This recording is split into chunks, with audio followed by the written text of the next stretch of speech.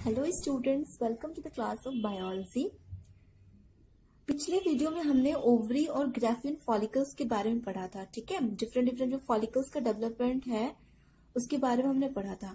आज हम पढ़ेंगे oogenesis के बारे में। ठीक, so let's see here oogenesis। ठीक है, टर्म देखेंगे। ऊ मतलब ओवम एंड जेनेसिस का मतलब होता है आपका क्या, formation. That is the formation of ovum is called what, oogenesis। ठीक है, और ओवम आपका क्या है, ये है आपका क्या, एक तरह का फीमेल गैमेट है। क्या है बच्चों, फीमेल गैमेट है।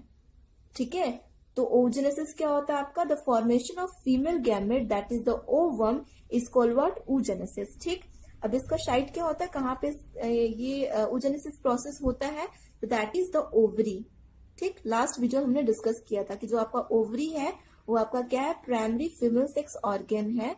That is primary reproductive organ है, जहां पे आपका क्या होता है, ओवम का फॉर्मेशन होता है। ठीक, नेक्स्ट क्या होता है, कौन सा हार्मोन रिस्पॉन्सिबल होता है oogenesis के लिए, दैट इज द FSH। लेकिन ये याद रखेंगे, स्पर्मेटोजेनेसिस प्रोसेस को बिगिन करने के लिए FSH रिस्पॉन्सिबल होता है, लेकिन oogenesis के केस में ऐसा नहीं है। FSH जो होता है वो oogenesis प्रोसेस को बिगिन नहीं करता है, लेकिन oogenesis का एक पर्टिकुलर स्टेज आता है, उस स्टेज के इनिशिएशन के लिए आपका ये रिस्पॉन्सिबल होता है। और किस स्टेज के लिए रिस्पॉन्सिबल होता है ये हम आगे डिस्कस करेंगे। ठीक, नेक्स्ट देखेंगे कि जो oogenesis प्रोसेस ये थोड़ा सा कॉम्प्लिकेटेड है in comparison to the spermatogenesis process. Spermatogenesis जो होता है वो आपके when there is the onset of puberty तब वो इनिशिएट करता है, शुरू करता है, लेकिन oogenesis के केस में ऐसा नहीं है। जो oogenesis प्रोसेस है ये आपका एम्ब्रियोनिक स्टेज में ही स्टार्ट हो जाता है। ठीक है ना, जब बच्चा क्या होता है, माँ के गर्भ में होता है, ठीक है, उसी टाइम आपका क्या हो जाता है, ये oogenesis प्रोसेस जो है ये बिगिन करता है। ठीक है, एंड लेकिन क्या होता है कि लेटर ऑन जो कुछ स्टेज, जब oogenesis का कुछ स्टेज तक जो पहुंच जाता है, तो फिर वापस जो होता है वो फर्दर जो ग्रोथ होता है, फर्दर जो डेवलपमेंट होता है oogenesis का, फर्दर जो फेजेस होते हैं कंप्लीट करने के लिए वो रुक जाते हैं। ठीक है, तो दैट मीन्स एक पर्टिकुलर एम्ब्रियोनिक स्टेज में oogenesis प्रोसेस बिगिन तो करता है, लेकिन एक पर्टिकुलर स्टेज पर आकर के वो रुक जाता है। ठीक है, एंड अगेन जब आपका क्या होता है, when there is the onset of puberty in the female, that is about 10 to 12 years of age में जब puberty स्टार्ट होता है, ठीक है, when there is the onset of puberty in the female, तो क्या होता है, जो स्टेज रुक गया था oogenesis में वो फिर से आपका क्या होता है, रीस्टार्ट करता है। एंड oogenesis प्रोसेस आपका क्या होता है, प्यूबर्टी की स्टेज में जाकर के आपका क्या होता है, कंप्लीट होता है। ठीक है, तो बिगिनिंग तो एम्ब्रियोनिक स्टेज में ही हो जाता है, लेकिन कंप्लीशन आपका कब होता है, प्यूबर्टी के स्टेज में होता है। बिगिनिंग आपका एम्ब्रियोनिक स्टेज में ही हो जाता है, लेकिन कुछ स्टेज पहुंच करके जो oogenesis का प्रोसेस है वो रुक जाता है। And further when there is the onset of puberty, then later stages of the oogenesis process जो है आपके स्टार्ट करते हैं। एंड oogenesis प्रोसेस आपका क्या होता है, प्यूबर्टी की स्टेज पे जाकर के कंप्लीट होता है। ठीक है, तो ये याद रखेंगे कि जब embryonic stage and puberty stage, ठीक है, तो इसके बीच का जो आपका पीरियड हो गया, that is when there is the birth of the baby. Baby का जब बर्थ होगा और वो जो चाइल्डहुड का स्टेज होगा एंड जो प्यूबर्टी का स्टेज होगा, ठीक है, तो बर्थ से लेकर के प्यूबर्टी के बीच का जो आपका पीरियड रहेगा, उस टाइम आपका क्या रहेगा कि जो oogenesis प्रोसेस है वो सीज रहेगा। मतलब क्या होगा, पूरी तरह से ऑब्स्ट्रक्टेड रहेगा, कोई भी फर्दर डेवलपमेंट नहीं होगा ओवम के फॉर्मेशन में। ठीक है, ये याद रखेंगे। ठीक, कुछ एम्ब्रियोनिक स्टेजेस में आपके oogenesis के कुछ स्टेजेस कंप्लीट हो जाते हैं, एंड फिर क्या होता है, बर्थ से लेकर के प्यूबर्टी के बीच का जो आपका एज रहेगा, ठीक है, that is up to the 9 और 10 ईयर्स के एज तक क्या होता है कि oogenesis का प्रोसेस जो एम्ब्रियोनिक स्टेज में जिस स्टेज तक वो पहुंच गया था वो रुक जाता है। ठीक है, एंड फर्दर क्या होता है, जब प्यूबर्टी एज लड़की गेन करती है, that is 10 to 12 years of age, तो वापस वो जिस स्टेज में oogenesis प्रोसेस रुका था वो फर्दर वहां से स्टार्ट करता है, oogenesis प्रोसेस आपका क्या होता है, कंप्लीट होता है। इतना याद रखेंगे। ठीक, नेक्स्ट क्या देखेंगे कि इस oogenesis प्रोसेस में आपके कौन कौन से स्टेप्स इन्वॉल्व होते हैं। तो as that of the spermatogenesis process की तरह आपका क्या होता है, इसमें भी आपका मल्टीप्लिकेटिव फेज होता है, ग्रोथ फेज होता है एंड मैच्योरेशन फेज होता है, ठीक है। लेकिन स्पर्मेटोजेनेसिस प्रोसेस और oogenesis में इन स्टेजेस में डिफरेंस क्या है कि ये सारे स्टेज जो होते हैं स्पर्मेटोजेनेसिस प्रोसेस में ये प्यूबर्टी एज में स्टार्ट करते हैं। लेकिन फीमेल के केस में क्या होता है, oogenesis के केस में क्या होता है कि आपका जो ये मल्टीप्लिकेटिव फेज है और ये जो आपका ग्रोथ फेज है ये आपके फीटल लाइफ में होता है, ठीक है। जब एम्ब्रियोनिक स्टेज रहता है, जब बच्चा माँ के गर्भ में होता है, तो उस टाइम जो आपका फीटस का डेवलपमेंट हो रहा होता है, तो उसी टाइम आपका क्या होता है, मल्टीप्लिकेटिव फेज और ग्रोथ फेज oogenesis प्रोसेस का बिगिन करता है और वहीं पे वो कंप्लीट भी करता है, ठीक है। इतना याद रखेंगे। उसके बाद आपका क्या होता है, when there is a fully matured foetus, जब उसका डेवलपमेंट हो जाता है, फीटस का कंप्लीट डेवलपमेंट हो जाता है, ठीक है ना। जब उसका बर्थ होता है तो बर्थ, चाइल्डहुड और प्यूबर्टी के बीच का जो स्टेज होता है उस time no any further development of ovum takes place, ठीक है ना। ओवम का जो फीमेल गैमेट है उसका कोई फर्दर डेवलपमेंट नहीं होता है, मतलब oogenesis प्रोसेस वहां तक रुका, ग्रोथ फेज तक आपका क्या होता है, रुका हुआ रहता है, ठीक है। लेकिन जैसे ही आपका क्या होता है, प्यूबर्टी स्टेज का ऑनसेट होता है, ठीक है ना, दैट मीन्स जब there is the adult reproductive life में एक फीमेल पहुंच जाती है, ठीक है, तो क्या होता है, आपका मैच्योरेशन फेज फर्दर बिगिन करता है, ठीक है। तो ये याद रखेंगे कि मल्टीप्लिकेटिव फेज और ग्रोथ फेज आपके फीटल लाइफ में होता है, लेकिन जो मैच्योरेशन फेज होता है oogenesis का, ये आपका होता है एडल्ट रिप्रोडक्टिव लाइफ में, जो आपका क्या होता है, प्यूबर्टी के साथ बिगिन करता है, ठीक है। अब नेक्स्ट देखेंगे। तो कल जब हमने पढ़ा था आपका ओवरी के बारे में, तो हमने देखा था कि उसका जो आउटर मोस्ट लेयर है that is the germinal epithelium. तो जर्मिनल एपिथेलियम में आपके सेल्स जो होते हैं उन्हें हम कहते हैं प्राइमोर्डियल जर्म सेल्स। क्या कहते हैं बच्चों, प्राइमोर्डियल जर्म सेल। और वो जो प्राइमोर्डियल जर्म सेल्स होते हैं वो आपके डिप्लॉयड स्टेट में होते हैं। किस स्टेट में होते हैं, डिप्लॉयड स्टेट में होते हैं, ठीक है। दैट मीन्स अगर ह्यूमन कॉन्टेक्स्ट की बात करें तो कितने क्रोमोसोम्स आपके होते हैं, 46 क्रोमोसोम्स होते हैं, ठीक है। अब क्या होता है कि जब फीटस आपके 3rd से लेके 4th मंथ में होता है, ठीक है, तीसरे चौथे जब महीने में होता है फीटस आपका, तो क्या होता है कि जो प्राइमोर्डियल जर्म सेल है they undergo the repetitive mitosis cell division. Repetitive mitosis cell division होता है and a large number of cells are formed. उस सेल्स को हम कहते हैं ऊगोनियम। क्या कहते हैं, ऊगोनियम। ये आपका सिंगुलर है, ठीक है, और जो आपका ऊगोनिया है ये आपका क्या है, प्लूरल है, ठीक है। तो प्राइमोर्डियल जर्म सेल में आपका क्या होता है, रिपीटेटिव माइटोसिस सेल डिवीजन होता है और आपका क्या बनता है, ऊगोनियम बनता है। जैसे कि आपके स्पर्मेटोजेनेसिस प्रोसेस में क्या होता है, प्राइमोर्डियल जर्म सेल से आपका स्पर्मेटोगोनिया बनता है माइटोसिस सेल डिवीजन से, वैसे oogenesis में आपका प्राइमोर्डियल जर्म सेल के रिपीटेटिव माइटोसिस सेल डिवीजन से आपका क्या बनेगा, ऊगोनियम बनेगा, ठीक है। अ लार्ज नंबर ऑफ ऊगोनिया बनेगा, ठीक है। ये आपके तीसरे चौथे महीने में होता है जब फीटस का डेवलपमेंट हो रहा होता है, ठीक है। नेक्स्ट क्या देखेंगे आपका कि जो प्राइमोर्डियल जर्म सेल है ये आपका डिप्लॉयड स्टेट में रहता है। तो बच्चों ऊगोनियम किस स्टेट में रहेगा, ये भी आपके डिप्लॉयड स्टेट में रहेगा। क्यों, क्योंकि ऊगोनियम प्राइमोर्डियल जर्म सेल के माइटोसिस सेल डिवीजन से बना है, तो ये भी आपके डिप्लॉयड स्टेट में रहेगा, ठीक। जब आपका फीटस क्या होता है, 5वें महीने में पहुंचता है, ठीक है, तो आपका फर्दर जो ऊगोनियम है फर्दर आपका माइटोसिस सेल डिवीजन में नहीं जाता है, ठीक है। दैट मीन्स मल्टीप्लीकेशन ऑफ आपका जो ऊगोनियम है प्राइमोर्डियल जर्म सेल से, वो आपका क्या हो जाता है, रुक जाता है, ठीक है। तो जितने भी आपके ऊगोनियम का फॉर्मेशन होना था ये आपके 3 से लेके 4थे महीने तक बन जाता है, ठीक है। नेक्स्ट क्या होता है आपका कि ये जो आपका ऊगोनियम है, ईच जो आपका ऊगोनियम है, ठीक है ना, what does it do, it observes the nutrition from the surrounding cells। surrounding cells कौन होते हैं, फॉलिकुलर सेल्स, ठीक है। कल हमने पिछले वीडियो में हमने डिस्कस भी किया था कि जो आपका ऊगोनियम होता है दैट इज सराउंडेड बाय आपका क्या होता है, फॉलिकुलर सेल से सराउंडेड रहता है, ठीक है। तो जो आपका ऊगोनियम है वो आपके फॉलिकुलर सेल से क्या करता है, न्यूट्रिशन एब्जॉर्व करता है एंड एब्जॉर्व करके it grows in it size, अपने साइज में बढ़ जाता है, ठीक है।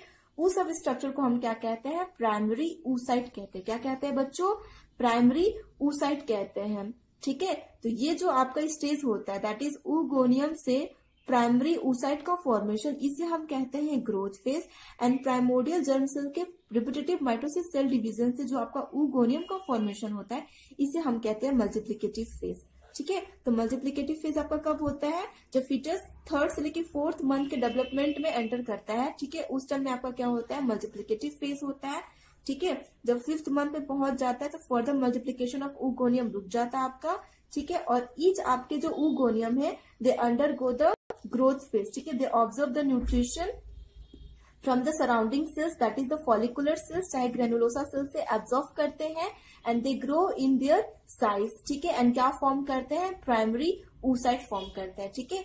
तो बच्चों ये बताओ कि जो आपका प्राइमरी oocyte होगा ये आपके किस स्टेट में रहेगा, तो ये भी आपके डिप्लॉयड स्टेट में रहेगा, ठीक है, क्योंकि सिंपली क्या हुआ आपका oogonia का साइज बढ़ा है, ठीक है, कोई म्यूसिस सेल डिवीजन तो हुआ नहीं है, तो साइज बढ़ने से आपके न्यूक्लियस के स्टेट में कोई चेंजेस नहीं आएगा। तो इसका न्यूक्लियस डिप्लॉयड स्टेट में है, तो प्राइमरी oocyte का भी न्यूक्लियस किस स्टेट में रहेगा, आपका डिप्लॉयड स्टेट में ही रहेगा।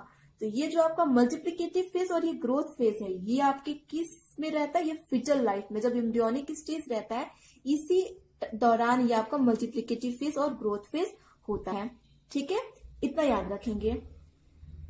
अब क्या होता है कि प्राइमरी oocyte तक आपका क्या होता है कि फर्दर जो डेवलपमेंट है प्राइमरी oocyte का वो रुक जाता है, ठीक है। जब आपका क्या होता है कि when there is the onset of puberty, जब प्यूबर्टी का एज में एक लड़की पहुंचती है, दैट इज 10 to 12 ईयर्स में वो पहुंचती है, तो फर्दर आपका जो प्राइमरी oocyte है उसका फर्दर डिवीजन स्टार्ट होता है। तो याद रखेंगे कि जो आपका बर्थ ऑफ बेबी रहता है, ठीक है, when there is a birth of female child का जब बर्थ होता है तो जो आपका ओवम रहता है वो आपके प्राइमरी oocyte के स्टेट में रहता है, किस स्टेट में रहता है, प्राइमरी oocyte के स्टेट में रहता है। And after the birth of the baby there is no further formation of the oogonia and further formation of oocyte, ठीक है। हमने लास्ट वीडियो में भी डिस्कस किया था, तो जितने भी आपके प्राइमरी फॉलिकल्स होते हैं, ये हमने आपका देखा था कि जितने भी आपके प्राइमरी फॉलिकल्स होता है जिसमें आपका क्या होता है, प्राइमरी oocyte एंड सराउंडेड होता है क्यूबॉइडल फॉलिकुलर सेल से, तो ये आपके एम्ब्रियोनिक स्टेज में ही बनता है, ठीक है। And after birth of the baby there is no further formation of the primary follicle, that means there is no further formation of the primary oocyte का कोई फर्दर फॉर्मेशन नहीं होता है, जितना एम्ब्रियोनिक स्टेज में बनना था उतना ही बना रहता है, ठीक है। अब क्या होता है बच्चों, तो व्हेन फीमेल चाइल्ड का जब जन्म होता है, बर्थ होता है, चाइल्ड स्टेज से क्रॉस करके जब वो प्यूबर्टी के स्टेज में पहुंचती है, ठीक है, तो प्यूबर्टी के स्टेज में पहुंचकर क्या होता है, ये प्राइमरी oocyte का फर्दर डेवलपमेंट स्टार्ट होता है, ठीक है। तो क्या होता है, तो द प्राइमरी oocyte जो है it undergoes meiosis first cell division, किसमें जाता है, मियोसिस फर्स्ट सेल डिवीजन में, and results into the formation of 2 haploid daughter cells, ठीक है। द प्राइमरी oocyte, ठीक है, it undergoes the meiosis first cell division and results into the formation of 2 haploid daughter cells, ठीक है। और एक haploid daughter sales होता है, दोनों हैप्लॉइड डॉटर सेल्स होते हैं, they are unequal in shape, ठीक है, दोनों का जो शेप होता है वो अनइक्वल होता है। एक जो होता है वो आपका क्या होता है, लार्ज इन साइज होता है, और एक जो आपका होता है स्मॉल इन साइज होता है। तो जो आपका large in size haploid daughter cell है उसे हम कहते हैं सेकेंडरी oocyte, क्या कहते हैं बच्चों, सेकेंडरी oocyte कहते हैं। एंड जो आपका स्मॉल हैप्लॉइड डॉटर सेल है उसे हम कहते हैं फर्स्ट पोलर बॉडी, क्या कहते हैं, फर्स्ट पोलर बॉडी कहते हैं। अब याद रखेंगे ये जो आपका फर्स्ट पोलर बॉडी होता है कुछ स्पेसीज में, जैसे कि अगर हम ह्यूमन की बात करें, ठीक है, तो ह्यूमन के केस में क्या होता है कि जो फर्स्ट पोलर बॉडी है it does not undergo the meiosis second division में नहीं जाता है, और ये आपका क्या होता है, ये डीजेनरेट कर जाता है, ठीक है। लेकिन कुछ ऐसे स्पेसीज होते हैं जिसमें आपका जो फर्स्ट पोलर बॉडी है it undergoes the meiosis second cell division और फॉर्म करता है क्या आपका 2 फर्दर पोलर बॉडीज फॉर्म करता है। एंड ये 2 पोलर बॉडीज भी बाद में जाकर के इन द लेटर स्टेज में जाकर के क्या हो जाते हैं, ये भी डीजेनरेट कर जाते हैं, ठीक है, ये भी खत्म हो जाते हैं। तो ये याद रखेंगे कि जो फर्स्ट पोलर बॉडी है ये आपका क्या होता है, it does not undergo the second meiosis cell division in the case of human, ठीक है, ह्यूमन के केस में ये नहीं जाते, फर्स्ट पोलर बॉडी ही क्या होता है, ये डीजेनरेट कर जाता है इन द लेटर स्टेज में, ठीक है। अब ये जो आपका सेकेंडरी oocyte होता है जो कि आपके किस स्टेट में है, हैप्लॉइड स्टेट में, किस स्टेट में है, हैप्लॉइड स्टेट में है। क्यों, क्योंकि प्राइमरी oocyte में क्या हुआ था, मियोसिस फर्स्ट सेल डिवीजन हुआ था, और मियोसिस फर्स्ट सेल डिवीजन से आपका क्या होता है, जो नंबर ऑफ क्रोमोसोम्स होते हैं वो डॉटर सेल में हाफ हो जाते हैं। तो प्राइमरी oocyte में 2x था, तो सेकेंडरी oocyte में कितना हो जाएगा x, and first polar body में भी आपका कितना हो जाएगा x हो जाएगा। ठीक है, इक्वली डिवाइड कर जाएंगे। तो ये जो आपका सेकेंडरी oocyte बना, ये आपका किस स्टेट में रहता है, हैप्लॉइड स्टेट में, एंड फर्स्ट पोलर बॉडी भी आपका किस स्टेट में रहता है, हैप्लॉइड स्टेट में ही रहता है। ठीक है, अब क्या होता है बच्चों कि ये जो सेकेंडरी oocyte है, ठीक है, ये क्या करता है, it gets release from the ovary, ovary से बाहर निकल जाता है। ठीक है, this release of secondary oocyte, ठीक है, from the ovary, that is called ovulation. क्या कहते हैं बच्चों, ओव्यूलेशन कहते हैं। तो ये याद रखेंगे, बहुत इंपॉर्टेंट है क्या, कि जो जब ओवम जो है वो आपके सेकेंडरी oocyte के कंडीशन में रहता है। ठीक है, जो फीमेल गैमेट है जब वो आपके सेकेंडरी oocyte की कंडीशन में रहता है, तब वो क्या करता है, ओवरी से बाहर निकल जाता है। ठीक है, it gets release from the ovary, इसे हम क्या कहते हैं, ओव्यूलेशन कहते हैं। ठीक है, और एक बात और आप याद रखेंगे कि जो आपका फर्स्ट पोलर बॉडी है, ये सेकेंड पोलर बॉडी के साथ एसोसिएटेड रहता है। ठीक है, ये आपका सेकेंड पोलर बॉडी हो गया, सॉरी सेकेंडरी oocyte हो गया, इसके साथ आपका जो फर्स्ट पोलर बॉडी है ये आपका एसोसिएटेड रहेगा। तो जब आपका ओव्यूलेशन होगा, दैट मीन्स आपका सेकेंडरी oocyte जो आपका ओवरी से बाहर निकलेगा, ओवरी से बाहर निकलेगा, तो इसके साथ साथ आपका फर्स्ट पोलर बॉडी भी बाहर निकलेगा। तो ओव्यूलेशन में आपके सेकेंडरी oocyte के साथ साथ कौन रहता है, फर्स्ट पोलर बॉडी भी रहता है, जो कि लेटर ऑन डीजनरेट कर जाता है। ठीक है, तो ये याद रखेंगे, बहुत इंपॉर्टेंट है कि when there is the ovulation, तो आपका जो ओवम होता है वो किस कंडीशन में रहता है, किस स्टेट में रहता है, तो वो रहता है आपके सेकेंडरी oocyte के कंडीशन में, सेकेंडरी oocyte की स्टेट में रहता है, ये याद रखेंगे। ठीक है, नेक्स्ट क्या होता है आपका कि जो आपका सेकेंडरी oocyte है, it undergoes the meiosis cell division. ठीक है, क्योंकि फर्स्ट पोलर बॉडी तो आपका क्या हो जाएगा, डीजनरेट कर जाएगा ह्यूमन के कॉन्टेक्स्ट में, लेकिन जो सेकेंड पोलर बॉडी है आफ्टर द ओव्यूलेशन, ठीक है, ये क्या होगा कि ये आपका it will undergo the second meiosis cell division, second meiosis cell division में जाएगा, एंड सेकेंडरी oocyte से आपका क्या बनेगा, 2 डॉटर सेल्स बनेंगे। फर्स्ट वन इज आपका mature ovum and the second one is the second polar body, और ये जो सेकेंड पोलर बॉडी रहेगा ये भी आपका फर्दर आगे जाकर के डीजनरेट कर जाएगा।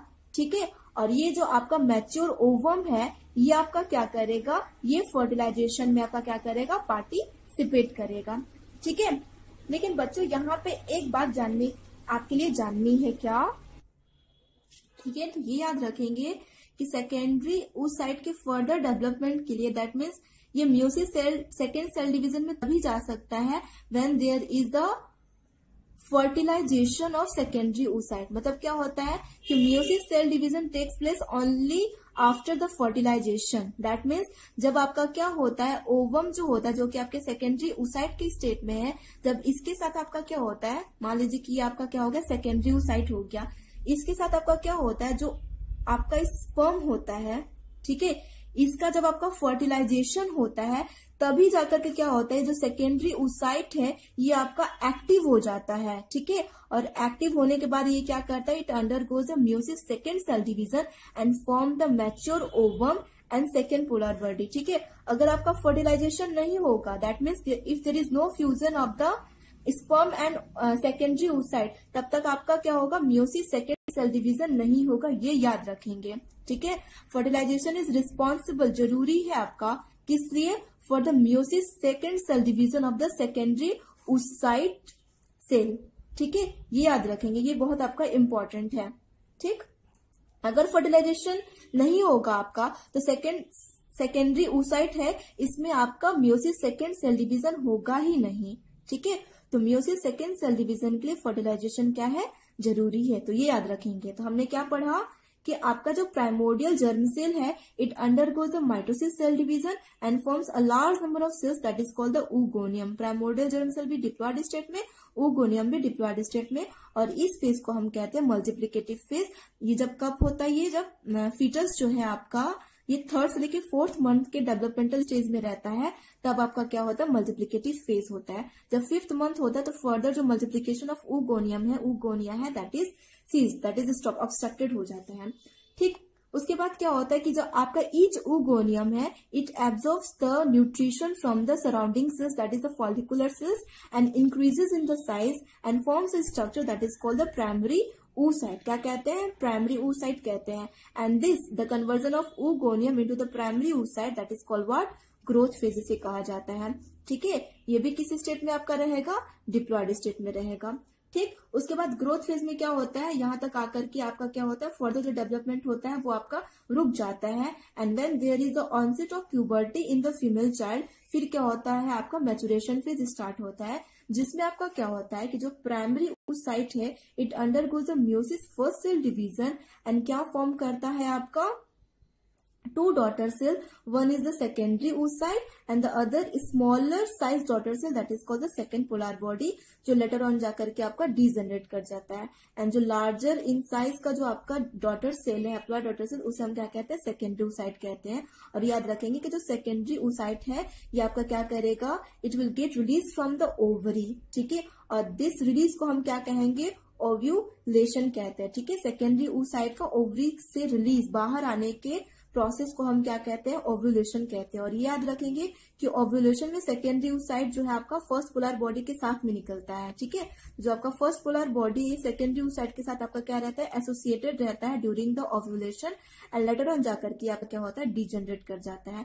ह्यूमन के केस में फर्स्ट पोलर बॉडी में आपका मियोसिस सेकेंड सेल डिवीजन नहीं होता है. कुछ कुछ स्पेसेस में आपका फर्स्ट पोलर बॉडी जो है, it undergoes the meiosis second cell division and forms the two polar bodies form करते हैं. ठीक है, नेक्स्ट आपका क्या होता है कि जो सेकेंडरी oocyte है, it undergoes the meiosis second cell division and form the mature ovum and second polar body. लेकिन ये तभी होता है when there is a fertilisation of the secondary oocyte. That means जब सेकेंडरी oocyte के साथ आके स्पर्म जब फ्यूज करेगा, तभी आपका क्या होगा? मियोसिस सेकेंड सेल डिवीजन होगा और इससे आपका मैच्योर ओवम और सेकेंड पोलर बॉडी बनेगा. अगर फर्टिलाइजेशन नहीं होगा, अगर ये प्रोसेस नहीं होगा, तो आपका secondary oocyte meiosis second cell division में नहीं जाएगा. ये इसी स्टेज में रहेगा, इसी स्टेज में रहेगा एंड लेटर ऑन जाकर के ये भी आपका क्या करेगा? डीजेनरेट कर जाएगा. ठीक है, इतना याद रखेंगे. अब एक इंपॉर्टेंट बात क्या याद रखने वाली है बच्चों, तो आपको ये जानना है कि जो ये मियोसिस फर्स्ट सेल डिवीजन है, ये आपका एम्ब्रियोनिक स्टेज में ही शुरू हो जाता है, इनिशिएट कर जाता है. दैट मीन्स आपका जो प्राइमरी oocyte है, it undergoes the meiosis first cell division in the embryonic stage. लेकिन जो आपका मियोसिस फर्स्ट है, ये आपके प्रोफेस फर्स्ट स्टेज में ही, तो आप मियोसिस सेल डिवीजन पढ़े होंगे तो आपने देखा होगा प्रोफेस फर्स्ट, फिर मेटाफेज होता है and then anaphase and telophase आपका रहता है. ठीक है, तो ये आपने देखा होगा. तो जो प्रोफेस फर्स्ट स्टेज रहता है, इसी में आपका जो मियोसिस फर्स्ट सेल डिवीजन है, ये यहाँ पे आपका ऑब्स्ट्रक्ट हो जाता है. दैट मीन्स मियोसिस फर्स्ट तो आपका एम्ब्रियोनिक स्टेज में ही स्टार्ट कर देता है, लेकिन मियोसिस फर्स्ट जो है आपका प्रोफेस फर्स्ट तक ही जाकर के रुक जाता है. दैट मीन्स आपका प्रोफेस फर्स्ट में ही जाकर के मियोसिस फर्स्ट सेल डिवीजन जो है वो आपका क्या हो जाता है? ऑब्स्ट्रक्ट हो जाता है. ठीक है, और ये क्यों होता है? It happens because of one factor. उस फैक्टर को हम कहते हैं OMI. क्या कहते हैं? OMI. That means oocyte maturation inhibitor. क्या कहते हैं? oocyte maturation inhibitor. ये क्या करता है? जो मियोसिस फर्स्ट सेल डिवीजन का जो प्रोफेस स्टेज है, यहाँ पर ला करके प्राइमरी oocyte को क्या करता है? इसके फर्दर डेवलपमेंट को रोक देता है. तो याद रखेंगे कि मियोसिस फर्स्ट आपका एम्ब्रियोनिक स्टेज में स्टार्ट तो हो जाता है, लेकिन प्रोफेस फर्स्ट तक आकर के ये ऑब्स्ट्रक्ट हो जाता है. ठीक है, बिकॉज ऑफ द OMI. ठीक, ये याद रखेंगे, बहुत इंपॉर्टेंट है. लेकिन जैसे आपका क्या होता है, when there is the onset of puberty, तो मियोसिस फर्स्ट सेल डिवीजन है, ये आपका कंप्लीट होता है. ठीक है, कंप्लीट होता है. इनिशिएशन तो एम्ब्रियोनिक स्टेज में हो जाता है, लेकिन प्रोफेस फर्स्ट तक आकर के वो रुक जाता है. लेकिन जो लेटर डेवलपमेंट है, that is the metaphase, anaphase, telophase, ये जो फर्दर प्रोसेसेस हैं आपके, ये आपका स्टार्ट होता है कब? मैचुरेशन फेज में, in the then there is the onset of puberty. ठीक है, जिससे आपका क्या होता है? Secondary oocyte and first polar body का फॉर्मेशन होता है. ये याद रखेंगे. नेक्स्ट आप क्या याद रखेंगे कि जो सेकेंडरी oocyte है, इसमें आपका जो मियोसिस सेकेंड सेल डिवीजन है, ये आपके फर्टिलाइजेशन से पहले स्टार्ट हो जाता है. ठीक है। लेकिन आपका मेटाफेज स्टेज में, किस स्टेज में, मेटाफेज स्टेज में आकर के, मेटाफेज सेकेंड स्टेज में आकर के ये रुक जाता है, ऑब्स्ट्रक्ट हो जाता है। ठीक है, ये क्यों होता है? Because of one factor that is called आपका MPF, that is metaphase promoting factor. इस एमपीएफ के वजह से जो आपका सेकेंडरी oocyte है, ये मेटाफेज सेकेंड स्टेज में जाकर के क्या करता है? रिटेन करता है, इसी स्टेज को रिटेन करता है, इसके आगे फर्दर इसका डेवलपमेंट नहीं होता है। ठीक, but when there is the fertilisation, that means जब स्पर्म आपका क्या करता है, सेकेंडरी oocyte के साथ आपका क्या करता है? फ्यूज करता है, तो जो आपका सेकेंडरी oocyte है वो आपका एक्टिव हो जाता है। ठीक है, और एक आपका फैक्टर रिलीज होता है that is called APF, that is anaphase promoting factor, जिसके वजह से आपका क्या होता है कि जो मियोसिस सेकेंड, जो कि आपका मेटाफेज सेकेंड में ऑब्स्ट्रक्टेड था, ये आपका क्या होता है? मियोसिस सेकेंड सेल डिवीजन आपका कंप्लीट होता है एंड क्या करता है? मैच्योर ओवम और सेकेंड पोलर बॉडी का फॉर्मेशन करता है। तो इस फैक्टर्स को आप याद रखेंगे। ठीक है, क्या कि आपका जो मियोसिस फर्स्ट सेल डिवीजन है, ये आपका प्राइमरी oocyte में ही इनिशिएट कर देता है, लेकिन प्रोफेज फर्स्ट में जाकर के ऑब्स्ट्रक्ट हो जाता है ड्यू टू द OMI। लेकिन जैसे ही आपका क्या होता है, when there is the onset of puberty, तो आपका meiosis second cell division complete होता है और उस सेकेंडरी oocyte और फर्स्ट पोलर बॉडी का फॉर्मेशन करता है। नेक्स्ट हमने क्या देखा था कि सेकेंडरी oocyte आपका फर्टिलाइजेशन से पहले ही मियोसिस सेकेंड सेल डिवीजन में एंटर कर जाता है, लेकिन मेटाफेज सेकेंड स्टेज में जाकर के उसका जो डेवलपमेंट होता है वो सीज हो जाता है, ऑब्स्ट्रक्ट हो जाता है ड्यू टू द एमपीएफ के वजह से। ठीक, लेकिन जैसे आपका क्या होता है? फर्टिलाइजेशन होता है, दैट मीन्स स्पर्म जो है आपका oocyte के कांटेक्ट में आता है, जो सेकेंडरी oocyte है ये आपका क्या होता है? एक्टिव हो जाता है, वापस रिएक्टिव एक्टिव हो जाता है। ठीक है, एंड आपका क्या होता है? Meiosis second cell division complete होता है ड्यू टू द एपीएफ के वजह से, that is anaphase promoting factor के वजह से, और फॉर्म करता है आपका क्या? Mature ovum and second polar body. ठीक है, तो ये आपका क्या है? oogenesis process. होप इतना आपको समझ में आया होगा। That's all for today, thank you.